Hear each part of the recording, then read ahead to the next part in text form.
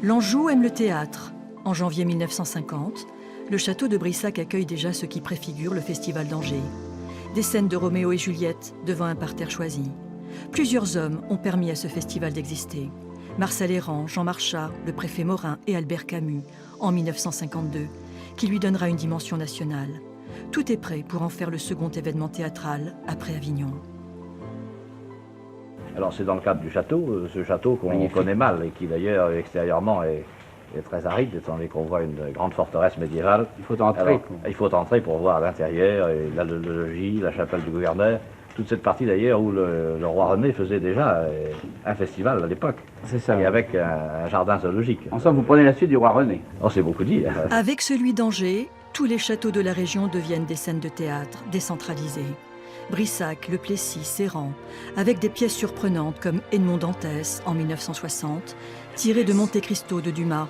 Jean Marchas était directeur artistique à l'époque. Eh bien, vous savez que Dumas, de son énorme roman Fleuve, avait tiré 4 drames, aidés par Auguste Maquet, Monte Cristo I, Monte Cristo II, Danglars et Morcerf. Et alors, de ces 4 drames, avec Raymond Gérôme et Roger Hart, j'ai tiré une sorte de digeste, pour employer un mot que je n'aime pas, mais qui dit bien ce qu'il veut dire. Edmond, mon Edmond!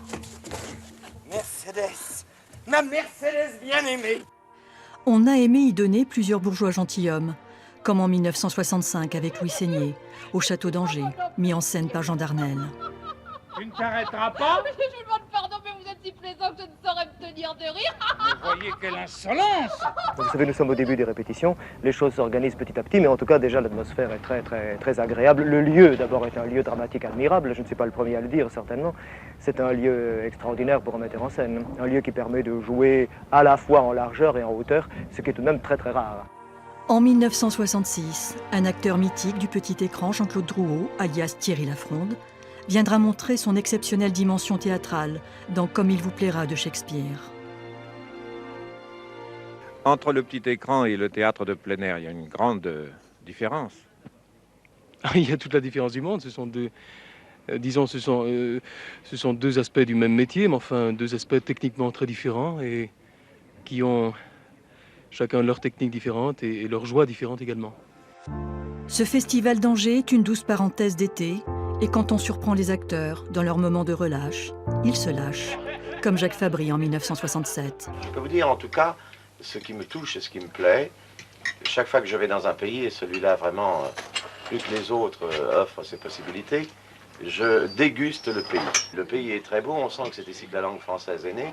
Et puis il y a les Angevins. Les Angevins sont des gens que j'aime beaucoup parce qu'ils sont ouverts, qu'ils sont simples. C'est en 1975 que le Festival d'Angers devient Festival d'Anjou. En 1985, Jean-Claude Brialy en prend la tête. Il va l'incarner. Sa mission, revenir à l'esprit des années 50, celle de Marcel Hérand et de Camus. Je rêve complètement que Jeanne Moreau vienne jouer Agrippine avec Depardieu dans Néron. J'espère que Jean Carmé, comme il me l'a promis, pas cette année mais l'année prochaine, il ira jouer Arnolphe dans l'école des femmes. Un lieu, un esprit, une démarche qui plaise. En 1987, il y aura un autre grand malade imaginaire avec Michel Bouquet. Je n'aime pas ces fréquentations. Mais aussi Bacchus de Jean Cocteau avec Jean Marais. C'était l'époque des monstres sacrés. L'époque se prête aux calomnies. Parlez-vous pour moi? Pour toi, pour le tard, pour moi-même.